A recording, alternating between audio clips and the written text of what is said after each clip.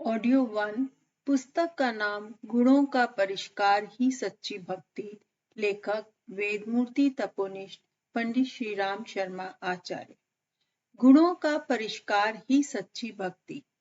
गायत्री मंत्र हमारे साथ साथ। ओम भूर्भुवः स्वः तत्सवितुर्वरेण्यं भर्गो देवस्य धीमहि धियो यो नः प्रचोदयात्। मित्रों, यह प्रक्रिया अनादिकाल से चली आ रही है कि हम भगवान के लिए अपना आत्म संशोधन की प्रक्रिया को जारी रखें। हमने अपने आप को धोया, अपने आप को साफ किया, अपने आप को इस लायक बनाया कि भगवान का निवास वहां होना संभव हो सके।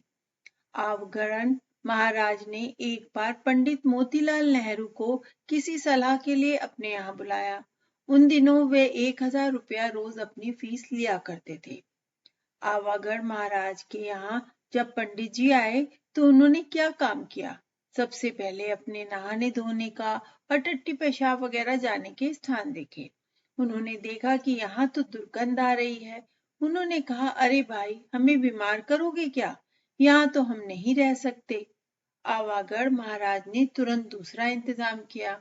उनके लिए नई कमोड मंगवाए और नई जगह बनवाई जहां गंदगी ना पैदा होती हो और बदबू ना आती हो। भगवान को आप बुलाना चाहते हैं तो बेटे, तुझे नहीं कि क्या करना पड़ता है। कल गवर्नर आ रहा है। सबकी अकल लग रही है कि देखिए, कूड़ा हटाइए, सड़क साफ कीजिए, रास्ता बंद कीजिए, नाली को यहाँ से निकालिए, यहाँ से अमुक सामान उठाइए। गवर्नर के आने पर कितनी आफत आ रही है और सफाई में कितना पैसा खर्च करना पड़ रहा है। मित्रों, अगर भगवान आपके पास आए तब क्या करना पड़ेगा? तब बेटे, रोम रोम साफ करना पड़ेगा, अपनी नस नस साफ करनी पड़ेगी। इससे कम में काम नहीं चल सकता। गंदगी में आकर भगवान क्या करेगा? जब गवर्नर आ रहे हैं तो ट्रैफिक पुलिस वाले लग रहे हैं, हम लग रहे हैं, सारे कर्मचारी लग रहे हैं, आप लग रहे हैं, कार्यकर्ता लग रहे हैं। साफ करो, साफ करो। क्यों साहब? साफ करने से क्या मिलेगा? साफ करने से यह मालूम पड़ेगा, समझ में आएगा कि ये इस लायक हैं कि इनको यहाँ जाया जा सकता है। अगर हम दरवाजे तक कुत्ते की टट्टी का ढेर लगा दें तब मित्रों, गवर्नर साहब कहेंगे, ये बड़े घटिया आदमी हैं। भगवान के लिए तो कुछ भी नहीं करना पड़ेगा, बस एक काम करना पड़ेगा, आपकी सफाई, अपने आप की धुलाई को अगर समझ सकते हो तो मैं आपको ये कह सकता हूँ कि आपने अध्यात्मवाद का आदर्श स्वीकार कर लिया है। आपने अध्यात्मवाद से फायदा उठाने का सही रास्ता जान लिया है। इससे कम में कोई रास्ता नहीं है। नहीं साहब, हम तो देवता की खुशामद करेंगे। बेटे, अगर देवता की खुशामद से फायदा हुए होते तो ये लोग जो मंदिरों में सवेरे से शाम तक सारे दिन आरती उतारते हैं, घंटी बजाते हैं, सवेरे 4 बजे से उठ के रात के 9 बजे तक, ये सारे दिन भगवान जी के गोरख धंधे में ही लगे रहते हैं। इतने पर भी इन बेचारों को न खाने के लिए रोटी का इंतजाम है, न बीमारियों से बचने के लिए दवा खरीदने का पैसा है, न बाल बच्चे किसी काम के हैं, न औरत का ठिकाना है, न रहने के लिए मकान है। मित्रों, आपको ये बात समझ में क्यों नहीं आती कि जो पुजारी मंदिर में 12 घंटे और 16 घंटे पूजा करके काम करने के बाद खाली हाथ है, वहीं आप 15 मिनट या आधा घंटा पूजा करके ये मानते हैं कि हमारी ये मनोकामनाएं पूरी हो सकती हैं और हमको यह फायदा हो सकता है। आपको यह बात समझ में नहीं आती। इतनी भी अकल नहीं, इतनी भी बुद्धि आपकी काम नहीं करती। नहीं साहब, बुद्धि से क्या फायदा? हम तो ऐसे ही ले लेंगे। यहाँ तो अंधेरगर्दी चल रही है। जो कोई खुशामद कर लेता है उसका उल्लू सीधा हो जाता है। बेटे, ऐसा कोई कायदा नहीं है। भगवान बड़े कायदे से चल रहा है। ये दुनिया भी बड़े कायदे से चल रही है। सूरज कायदे से चल रहा है, धरती कायदे से चल रही है, हवा कायदे से चल रही है, समुद्र कायदे पे टिका हुआ है और मनुष्य के जीवन की उन्नति भगवान की कृपा कायदे पर टिकी नहीं हुई है।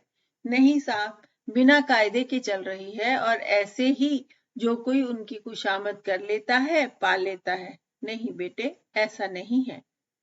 पर ब्रह्मी रूपी भगवान। मित्रों, आप कहेंगे कि ये सारे के सारा पूजा उपासना का विधान किस लिए बनाया गया? चलिए मैं समझाता हूं आपको कि पूजा उपासना का विधान किस मकसद से चलाया गया है। आप उसके असली मकसद को नहीं समझते, केवल बाहरी क्रियाकलाप को समझते हैं। बाहरी क्रियाकलाप को आपको यह मान लेते हैं कि यही सब कुछ है और जिस काम के लिए बनाया गया है उस ओर ध्यान ही नहीं देना चाहते। यही आपकी गलती है। आपको यह समझना चाहिए कि पूजा उपासना का सारा स्वरूप किस लिए बनाया गया है। चलिए पहले तो मैं ये कहूंगा कि भगवान किस लिए बनाया गया है। भगवान बनाया गया भगवान बनाया गया। एक भगवान तो वो है जो सारी दुनिया में छाया हुआ है और उस भगवान को हम नहीं समझ सकते, उस भगवान को हम नहीं जान सकते। वह इतना बड़ा भगवान है। भगवान की बात तो जाने दीजिए, हम फिजिक्स को भी नहीं जान सकते। फिजिक्स जो कि साइंस है, ये साइंस हमारे जमीन पर किसी और तरीके से काम कर रही है। यहाँ एटम दूसरे तरीके से काम करता है। जमीन का जो दूसरा वाला हिस्सा है हवा का, उस पर आप चले जाइए।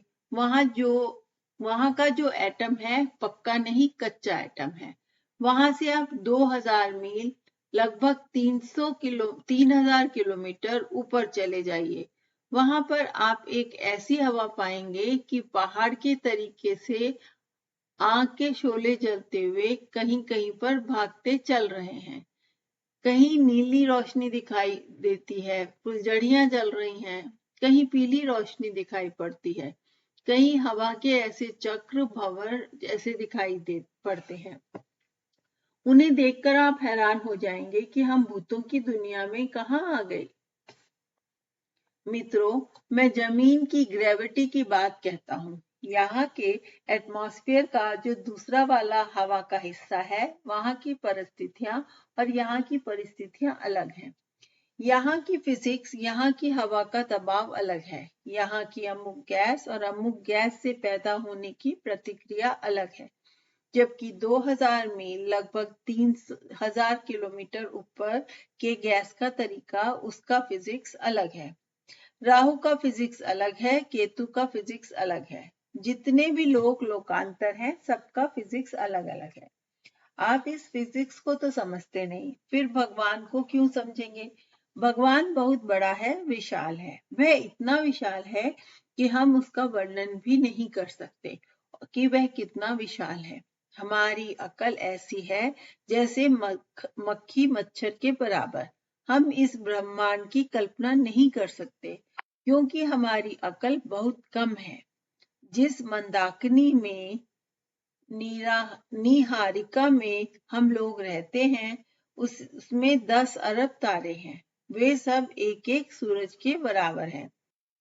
एक सूरज की कल्पना करना ही हमारे लिए मुश्किल हो रहा है कि वह कितना लंबा चौड़ा है, कितना उसका विस्तार है। फिर उतने तारों की कल्पना हम कैसे करेंगे? और फिर एक एक निहारिका इतनी दूर है कि एक एक निहारिका का प्रकाश, जो एक सेकंड में 1,86,000 मील के लगभग 3 लाख किलोमीटर हिसाब से चलता है और यहाँ हजारों वर्ष बाद पहुंचता है, कितनी दूरी है बेटे? दूरी की हम कल्पना नहीं कर सकते। यह हमारी कल्पना से बाहर है। नेति नेति। मित्रों, ब्रह्म को नेति नेति कहा गया है। इस ब्रह्मांड के बारे में भी और भगवान के बारे में भी तथा इस पृथ्वी के बारे में भी यही बात है। उस भगवान की हम कल्पना नहीं कर सकते जो सर्वव्यापी है। वह भगवान हमारे काबू से बाहर है। भगवान का स्वरूप समझने के लिए हमारे पास कोई शक्ति नहीं है। हमारे शरीर में जो छोटे छोटे जीवाणु हैं, वे किस तरीके से पैदा होते रहते हैं और किस तरीके से मरते रहते हैं। इन छोटे से जीवाणु के भीतर जो एक न्यूक्लियस काम करता है वह सूरज के बराबर शक्तिशाली है। बेटे, हम इसकी क्षमता की कल्पना नहीं कर सकते। इसी तरह हम भगवान की शक्ति का चिंतन नहीं कर सकते। भगवान का स्वरूप जानना हमारे काबू से बाहर है। भगवान की गतिविधियों के बारे में जो वेदों ने कहा है, नेति नेति, यह हमारे चिंतन से बाहर है। हमारी अकल मच्छर के बराबर और भगवान पहाड़ के बराबर है। फिर हम कैसे कल्पना कर सकते हैं उस भगवान की जो सर्वशक्तिमान सत्ता के रूप में लोकांतरों से ब्रह्मांडों में समाया हुआ है। उसके कायदे और कानून तक को हम जान नहीं पाते हैं। फिर हम कैसे कह सकते हैं उस भगवान के बारे में जो विराट है और विशाल है। हमारा बनाया भगवान। मित्रों, जो भगवान हमारे पास है उसकी हम खुशामद करते हैं, पूजा पाठ करते हैं। ये भगवान क्या है? यह तो हमारा बनाया हुआ है। आप विश्वास रखिए, ये सभी भगवान हमारे गढ़े हुए हैं। अगर ये भगवान हमारे बनाए हुए ना होते तो दुनिया में केवल एक ही भगवान की कल्पना रही होती। इस दुनिया का नियामक एक ही भगवान है। एक संद्विपणा बहुधा वेदांत, अर्थात एक ही ब्रह्म है और उस एक ही ब्रह्म के असंख्य नाम दिए गए हैं। लेकिन हमारे पास ढेरों के ढेरों ब्रह्म हैं और ढेरों के ढेरों भगवान हैं। आपका भगवान कौन सा है? साहब लंबी मूंछों वाला। आपका भगवान लंबी पूंछ वाला। आपका भगवान दाढ़ी रखाए हुए। आपका भगवान खप्पर लिए हुए। आपका भगवान जीभ निकालता हुआ। ऐसे ऐसे ढेरों भगवान हैं कि हम क्या कह सकते हैं।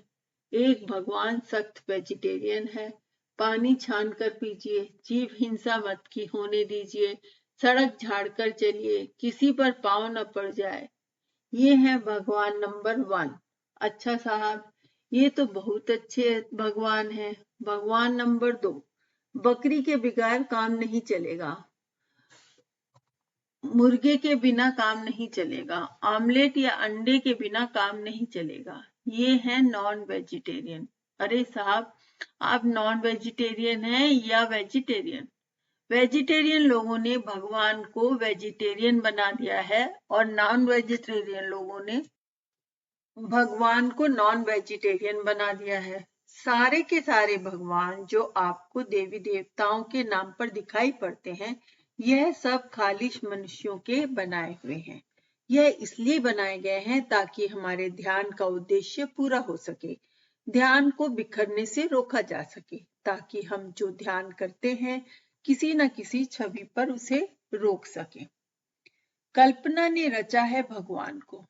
मित्रों, एक दिन मैंने आपको बताया था कि हमारा जीवन कैसा होना चाहिए और हम क्या बनना चाहते हैं, हमारा लक्ष्य क्या है। इसके लिए हमने अपने अपने इष्ट देव मुकर्रर किए हुए हैं। एक दिन मैंने ताजमहल का हवाला दिया था, जहां मॉडल बना हुआ रखा है।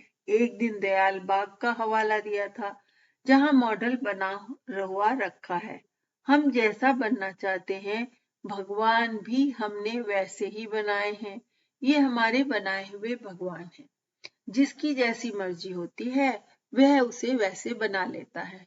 क्यों साहब, श्री कृष्ण भगवान काले रंग के थे या गोरे रंग के? बेटे, हमने तो देखे नहीं।